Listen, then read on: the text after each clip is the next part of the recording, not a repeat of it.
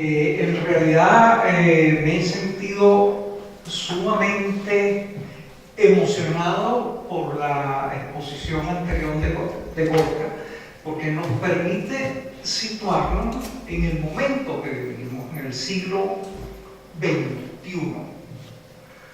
Cada época vive un doloroso desfase entre el pasado, presente y futuro. ¿Cuál es el significado de toda esta serie de maravillas que nos acaba de señalar Gorka? ¿A qué mundo nos está aproximando? Fíjense, el mundo abierto por este conjunto de tecnología. Yo, entre otras cosas extrañas que he hecho, ha sido escribir mucha ciencia ficción y escribir libros de narrativa sobre utopía. Es el mundo del siglo XXI. En ese siglo, en este siglo, todo el trabajo no creativo será hecho automáticamente. Esa pesadilla de un pobre obrero pasando una palanca cada vez que pasa una pieza, insertando un tornillo, aquella cosa que ustedes ven en tiempos modernos de Charles Chaplin o en Anouk la Liberté, es decir, la gente reducida a ruedas de un mecanismo, desaparecerá, debería desaparecer. ¿En qué consistirá entonces el trabajo de la gente? El trabajo de la gente será el trabajo creativo. Únicamente el crear conocimiento, porque el mover tornillos o pasar escobas o coletear, todo eso será automatizado. Eso nos asoma a otra sociedad que puede resolver las espantosas crisis que amenazan con aniquilar el mundo. Piensen ustedes en el cáncer y el sobrecrecimiento de las ciudades.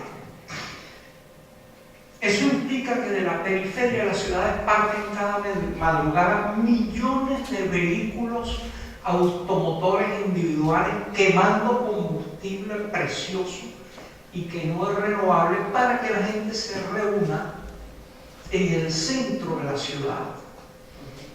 ¿Y a qué se reúnen? A intercambiar información. Un señor viene de 4 kilómetros al este de Bilbao y otro de 4 kilómetros al oeste de Bilbao, y cuando llegan a su oficina, que están una vez allí en esa presencia física, ritual, levantan un teléfono para decir, mira, ¿cuánto estamos vendiendo de tal cosa? Y el otro comunica, bueno, tanto. Señores, eso lo podían hacer desde sus casas, no desde ahora, no con estas maravillosas tecnologías. Eso se podía hacer desde fines del siglo XIX, cuando se inventó el teléfono. Hay que trasladar información y no trasladar personas. Pero piensen ustedes cuál es la consecuencia de este modo de vida disparatado. En las ciudades ya no hay procesos industriales. Las fábricas afortunadamente han sido sacadas fuera de las ciudades. En las ciudades la gente se reúne para cumplir un ritual, cumplir rituales de la presencia física. Sencillamente, ustedes ven esas congestiones horripilantes de tránsito. Afortunadamente en Bilbao no son tan serias, pero si ustedes van a Caracas, a Nueva Delhi, estuve hace poco en Varanasi, en Belén, son cosas en Río de Janeiro, en París, congestiones impresionantes, y los recursos energéticos del mundo se están dilapidando en ese ritual de moverse desde las periferias de las ciudades al centro y luego desde el nivel 0 de la calle hasta el piso 24 a través de esos otros dispositivos que son los ascensores. Hay una dilapidación total de la energía. Entonces, en este mundo también hay otro ritual y Por eso refiero a estos maravillosos instrumentos que nos ha señalado Borja, que es el ritual de la información y de la educación repetitiva y memorística. Yo siempre digo que se inventó la imprenta, la Iglesia se dio cuenta de eso e hizo la Reforma Protestante, porque un señor llamado Martín Lutero se dio cuenta. Todos los días iba toda la comunidad a trasladarse a la iglesia para que un señor les leyera un trozo del Evangelio, porque había un libro único que se copiaba a mano. Lutero dijo: caramba, pero hay un señor Gutenberg ahí que acaba de inventar una cosita. Resulta que con unos palancazos se puede multiplicar la Biblia. Y se tomó el trabajo de: déjame traducir esto del latín y del griego, etcétera, a la lengua vulgar alemana. Resultado de eso, bueno, todo el mundo podía tener la Biblia en su casa. No había por qué peregrinar hasta la iglesia a que un señor nos dijera qué era lo que decía la Biblia, pero si yo lo tengo aquí. Resultado de eso, la libre conciencia. Porque hasta entonces uno iba a la iglesia que alguien le explicara el sentido de eso y había que aceptarlo. Lutero dijo: no, cada creyente, esos fueron los reformadores, cada creyente tiene el libre juicio sobre la palabra de Dios que le es transmitida en el libro. Y en ese sentido, pues la iglesia se fraccionó. Su centralidad y su verticalidad absoluta en el Vaticano se fragmentó en una cantidad de países. Primero en Inglaterra, por razón de una disputa conyugal ahí malentendida de los reyes, y en otros sitios la gente dijo: no tengo que ir a que un señor en Roma me explique qué es lo que dice esto que puedo leer yo mismo. La tragedia es que la iglesia, que era quizá la institución más conservadora del mundo, se dio cuenta de que se había inventado la imprenta. Las universidades todavía no lo saben. ¿A qué se va a una escuela? ¿A qué se va a una universidad? Los muchachos van con unas hojas y unas mentes en blanco a que un profesor empieza a recitarles una lección. Y los muchachos desesperados: profesor, no tan rápido. Entonces, un momento. No, copien el sentido, un momento. Y eso era lo que se hacía en el medievo, en los talleres de monjes copistas. Antes de la invención de ese último instrumento informático llamado imprenta, los libros se hacían así. Un señor en un taller empezaba a leer el texto. En el principio Dios creó los cielos y la tierra, etc. Y varios monjes copistas copiaban a mano. Y de allí salían varios impresos. La universidad hace exactamente eso mismo. Y las escuelas lo mismo. Unos pobres muchachos van a hacer de monjes copistas y de esa copia hacen otra copia más pequeña para sacarla disimuladamente en los exámenes. En Venezuela le decimos chuleta. Escondidas del profesor, volver a vomitarle lo que el profesor dijo en el tiempo. Es angustioso pensar. Hacia los años 50 ya el profesor Skinner, no el de los Simpsons, sino el gran psicólogo conductista, había inventado unas máquinas educativas con la arcaica tecnología de las maquinitas de juego de la época, de modo que un alumno pudiera educarse él mismo a través de una serie de preguntas consecutivas: falso, cierto, verdadero, cierto, falso, cierto, etc. Y que la máquina le fuera diciendo: usted está en lo cierto, usted está equivocado, vuelva atrás, etcétera, etcétera. Las escuelas, los liceos, las universidades, los posgrados han ignorado unánimemente eso, la invención de la imprenta, la invención de las máquinas educativas. Vivimos en un mundo pre-medieval, pre-imprenta, en la cual, a través de una serie de tecnologías arcaicas, vamos en tumulto al centro de las ciudades para hacer un ritual de presencia física, a transmitirnos información por los medios más arcaicos del mundo, y en eso estamos devorando los recursos del mundo, tanto los recursos físicos, la energía de los hidrocarburos, la energía eólica, la energía química, como la energía mental de los 7.500 millones de personas que hay actualmente en el mundo. ¿A qué conduciría esto bien llevado? A ese mundo de utopía, un mundo en el cual todos los trabajos no creativos fueran hechos de manera maquinal, a un mundo en el cual el principal bien fuera la información.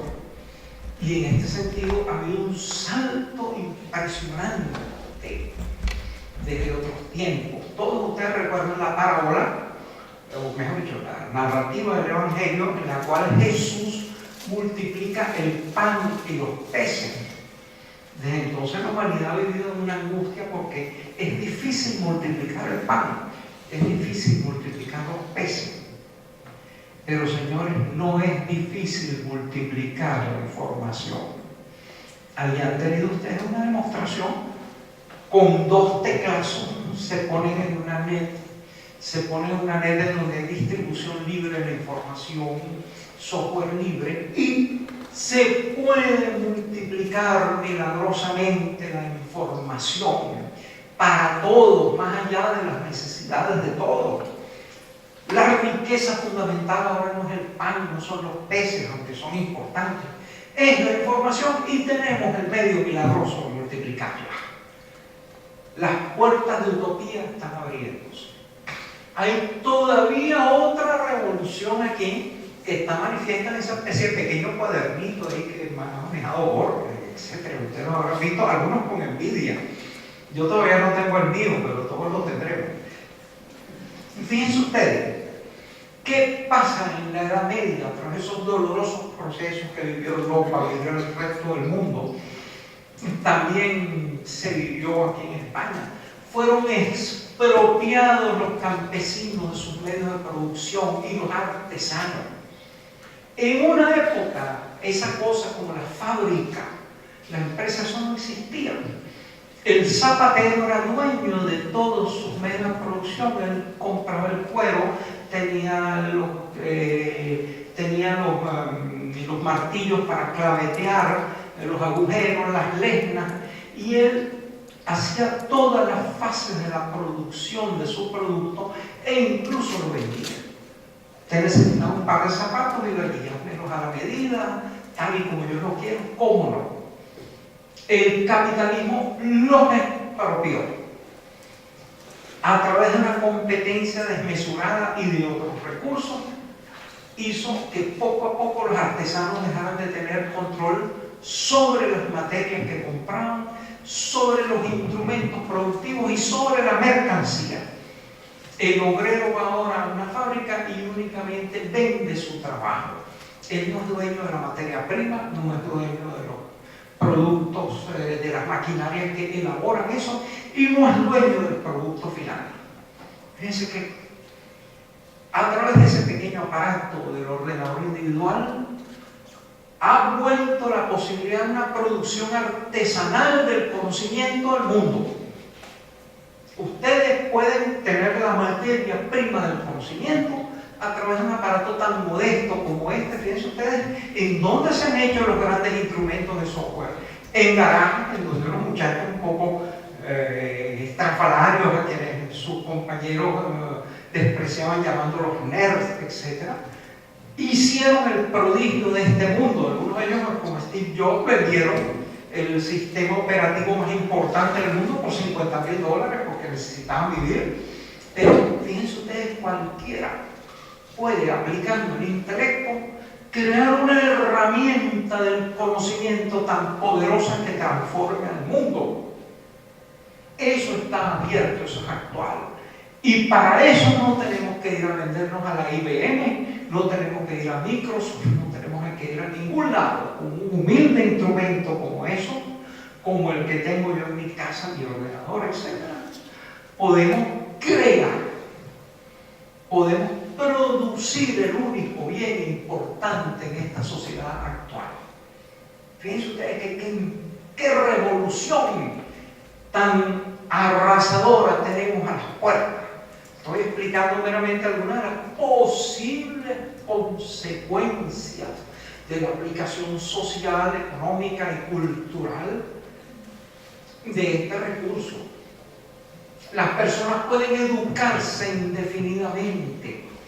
Hay un pleito todavía en el tercer mundo, porque entonces la educación depende de matrículas, también a veces en el mundo. No, con esto que matrícula se paga por esos bienes insignificantes. Cualquiera puede formar su currículum, se puede hacer culto, sabio, superdotado a través del uso inteligente de esos instrumentos. La discriminación que ha intentado crear el mundo capitalista actual a través de la especialización en disciplinas académicas que a su vez dependen de matrículas, que a su vez dependen de la posibilidad de que los padres mantengan al muchacho durante no sé cuántos años, ¿no?